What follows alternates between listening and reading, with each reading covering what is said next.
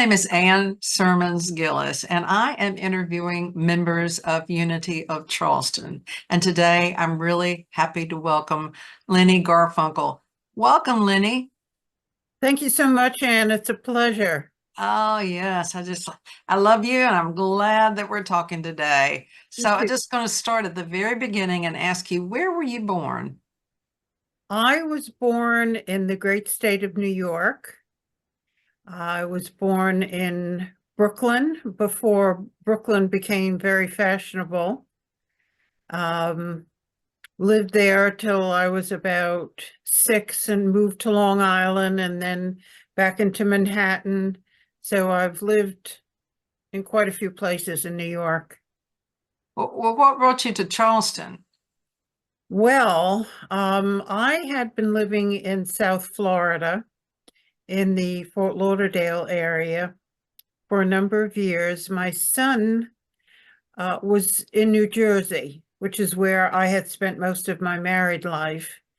And I had been to Charleston previously because we have cousins down here, and I had fallen in love with Charleston. So one day Mike calls me and he said, "Ma, I'm thinking of moving to Charleston. What do you think?" He had never been here. Um, I said, "Go for it, honey." I said, "It's a beautiful, beautiful city, and I think you'd really like it." So he moved down here, and I was still in Florida, and I had really no desire to leave Florida. I loved it, but um, he got engaged, and I figured, well, I better move up there while I'm still young enough, quote unquote, to start a new life there. And so that's what I did. And what section of the Charleston metro area do you live in? I am in a subdivision called Grand Oaks, which is in West Ashley, right between 61 and 17. Okay, so are you married, single? I am twice divorced and single now, and I don't have any plans for marriage for the third time. Even though third time's a charm. So you mentioned you have a son. Do you have one child or do you have more than one? Just one right now. Yeah, I probably won't have any more either. Oh my goodness. So what is I understand you work, and so what is your career? Well, I started off as a special ed teacher. I was teaching autistic children back in New York City. And after that, I got into outside sales. I started working for Xerox and um, did a number of different things, all in sales. I owned a real estate agency in New Jersey with my first husband. And so when I moved to Florida, I was working at a company that did debt consolidation. And one day, a young woman came into our office. She was dressed very casually in khakis and a t-shirt, and she was from Aflac. And I really didn't know anything about insurance. I wasn't married at the time. And anyhow, I ended up buying 4 policies from her as a single person. And I said, I really like this. I like what she did. I liked how she helped people. I liked that she was dressed in khakis and a t-shirt. And I said, I want to do this. And so I left my job and I took the licensing course and got licensed to sell life and health insurance and never looked back. And that's what I've been doing for about 22 years. Okay. Well, you had quite a varied background there. Could you tell us a little bit about your spiritual search? Is that something that is just new to you, or is this something you've been doing for a long time? Just give us this lowdown on that. Yeah, it's been a very long time. It started right before I was getting divorced for the first time, and I was really getting quite sick with stomach issues, which I'm sure was caused by stress. And anyhow, I had gone from doctor to doctor, the best doctors in New York, and nobody could help me. Finally, someone had recommended two sisters who were chiropractors not far from where I lived. And I went to see them, and I still remember it was Christmas Eve, and they were still there working. And Mm.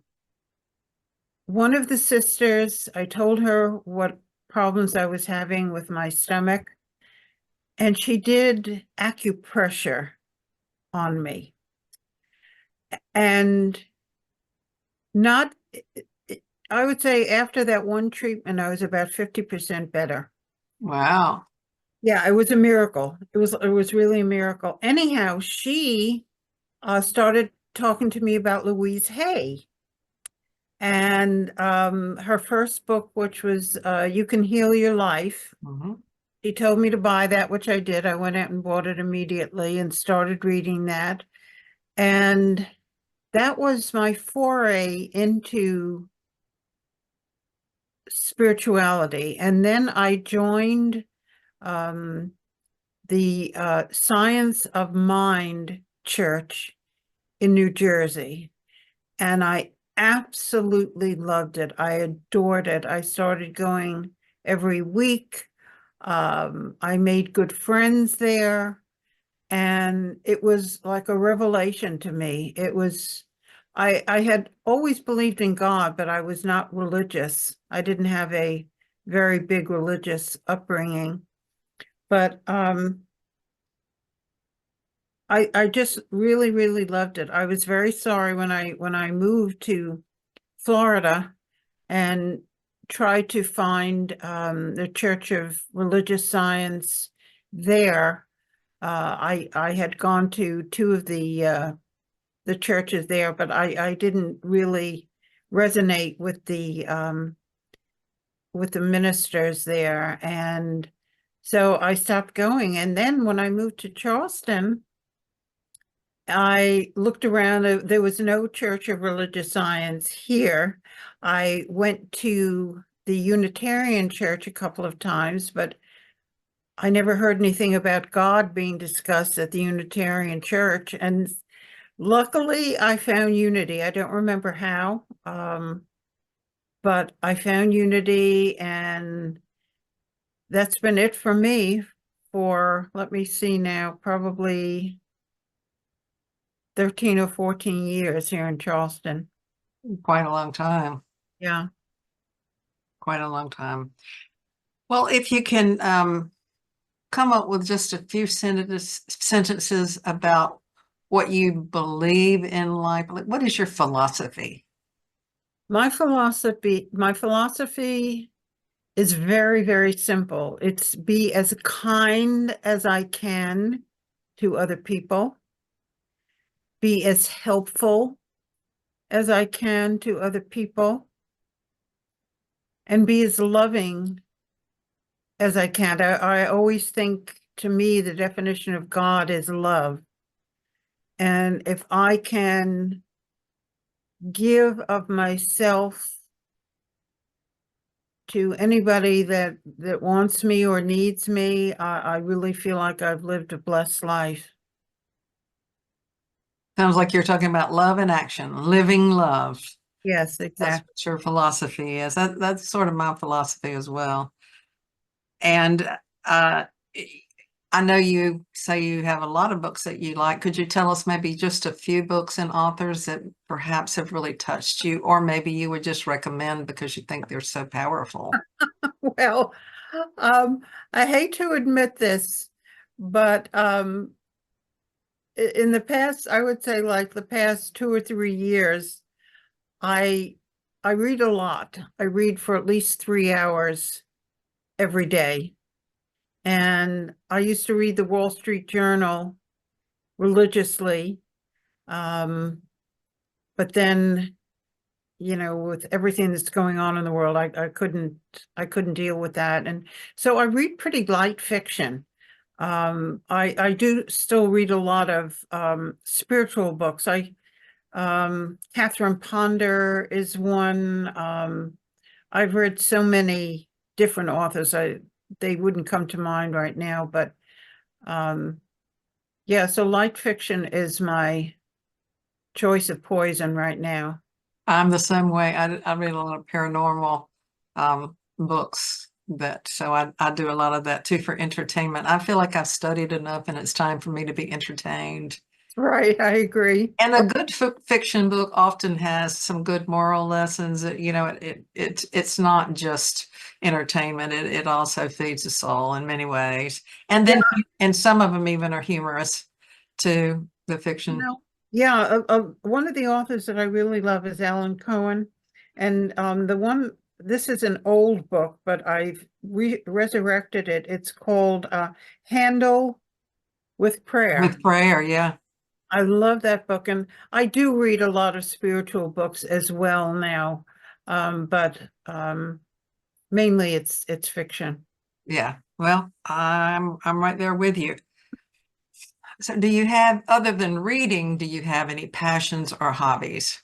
Yes, I started making jewelry many, many, many years ago when I was living in New York.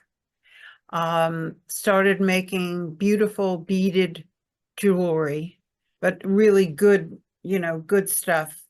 And I have done that over the years. I sold quite a bit. I was in some galleries, um, gift shops, things like that. And so I've always made jewelry. And then I would say probably now about 11 years ago, I started, oh gosh, my battery is low. Um, I started becoming a painting artist, and I started doing abstract painting on glass vases. My first husband and I had collected a lot of French art glass over the years, and so I really loved the medium of glass. Hmm. And one day I was downtown. I always love to go to galleries, and went to a gallery downtown Charleston and saw a new art form that I had never seen before, and translated that into working on glass. I also painted on canvas, and in the past, I would say year or so, I've been doing a lot of collage. I love doing collage. That's great, great fun. So yes, that is a passion. Yes, Oh, that's wonderful. Well, changing from fun to maybe, do you have any spiritual practices that you participate in? I do. I do. I have been doing the Zoom meditations with a wonderful group of Unity people. Probably now it's been about 2 months. I would have done it earlier, but I used to sleep later, and it was too early for me. But It now is early. it is early. But now that I don't sleep as much, I really, really look forward to doing the Zoom. I do a lot of spiritual reading, do a lot of other kinds of meditations, and of course go to Unity as often as I can. That's been a real blessing for me. Wonderful, wonderful. Well, thank you so much. I wonder, in parting, is there any other thing that you might want to say or any advice that you have or just anything?